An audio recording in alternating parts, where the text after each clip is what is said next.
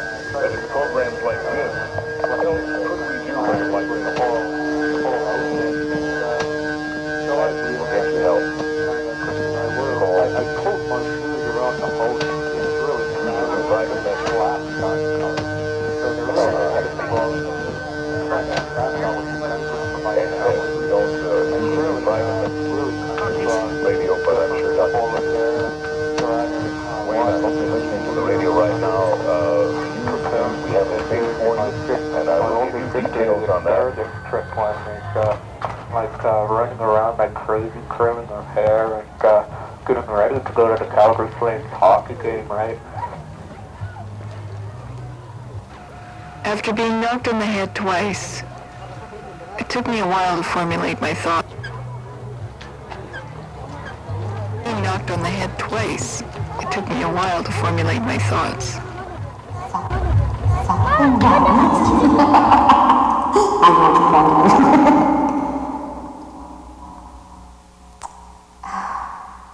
I don't have an answer for that, Mike, but there is something in the world to be honest. Sometimes you can forget and sometimes you can't. Sometimes you can forget and you can't forget. Some get over it very quickly, some take years, some never. Like there are people that are alone, and they're alone because they're somehow disturbed or mentally handicapped.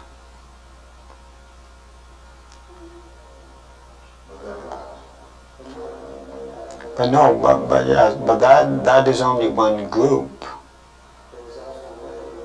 There is also another group of people that are alone because they want to be alone.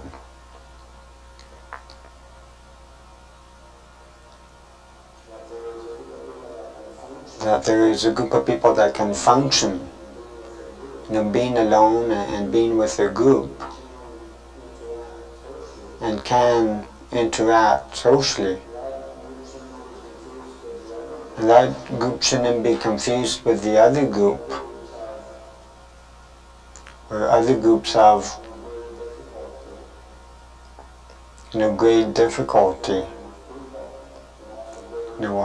interacting with people, and also great difficulty in living alone. Now with some people who are alone, there is something wrong. Society says, one, you're not supposed to be alone, and two, you must be in this condition called happy. I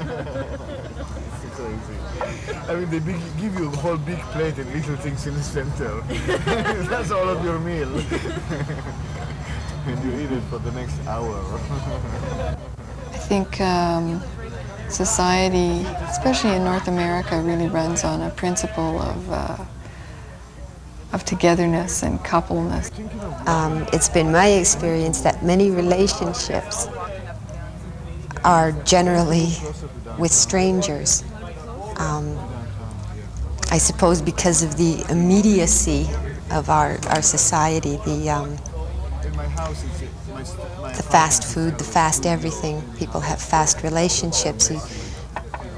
I think a lot of times you get involved with someone before you even know them, and by the time you get to know them, it's too late because you're involved, and that leads to a greater loneliness than being alone. On the same images and stereotypes as everybody else, especially the ones that my parents had. you know, which is the idea that you get married and you live happily ever after. I love being invited for supper. Yes, it always tastes better when somebody else cooks.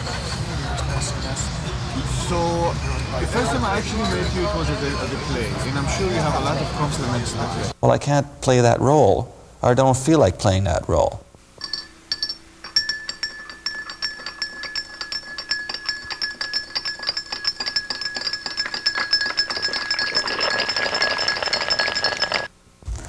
He thought that I should be home at a certain hour of the day, that I should do things a certain way, that I should talk to people in a certain way, that I should be happy to entertain a lot of people. And so I kept trying to be accommodating because I thought, well, maybe there is something wrong with me. I understand what you're saying. I think it's a question of balance. How much control do you want, and how much control are you willing to let the other person have? And those people who are willing to let the other person have a lot of control will get into marriages or into relationships where there's a long-term commitment. And I'm not one of those people. I probably don't want to let the other person have 50% control of my life. I want to have more control. And so I'm not going to allow myself to get into a relationship where I have to give up that control. I'm more control than I want to give up.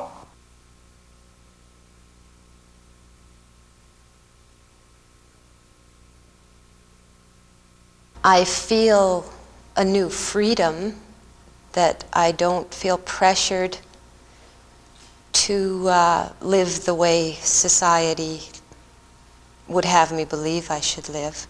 It's a liberation. There's a whole other way of living and seeing things that don't involve relationships and sex. You have different friends for different sort of aspects of your life when you're single. You have movie friends and book friends and food friends, and some of them cross all boundaries and some of them don't. What do you want to hear? Anything. You want to hear the same story again about my first crush? Sure, I can remember back to grade 1. And I was sitting at the back of the room, and beside me was this cute little brunette. And I remember during the coloring sessions, I wasn't a very good colorer. And this pretty little gal beside me, she could color so well, you know, everything was within the lines, and looked really good. And that because, you know, she was a nice looking little girl, and I had a crush on her. And this crush persisted, at least for another year, until grade 2. But then I was caught throwing a snowball at her by the teacher in grade 2, and the teacher just happened to be her mother. That's kind of a short crush. That's a short crush, yeah. You want to hear about a longer crush? Oh yeah, well now we'll jump up 30 years.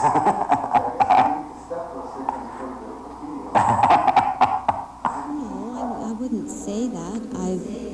I am occupied with family and friends. I don't sit and contemplate my navel. I still live. Well, I think it's a private matter, but I think most people probably nowadays, probably at some point in their life are involved.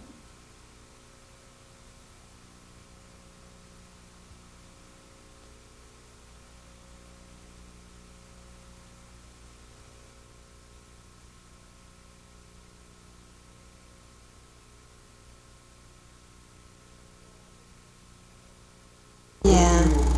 Well, I guess they're just projecting their own preoccupation about it onto you, but not everyone is preoccupied with sex.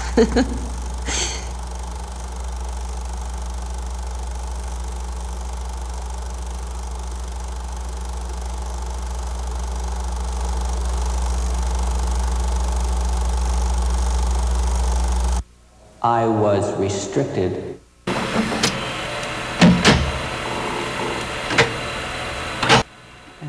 Human relationships are very complicated things, but...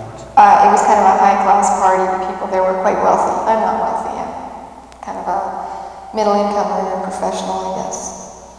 Anyway, I had taken along a friend of mine who is a well-respected business person, and He was my date. I was the person who was invited to the party, not him. However, because of his position, he knew most of the people at the party. So, ironically, people started introducing me as his wife, and they're already around saying, "Oh, this is Jack Smith, and this is Mrs. Smith. I'm sorry, I don't know your first name." So, I was just so offended by it. I said, "Excuse me, he's my date, and I'm not Mrs. Smith, and I'm not introducing him as Mr. Such and Such with my name. Why are you doing this?" And they're all going, "Oh, well, you know, we just assumed. So then you're his girlfriend." I said, "No, I'm not his girlfriend. I'm his friend." And they're saying, "Oh, well, we know what you mean. You're his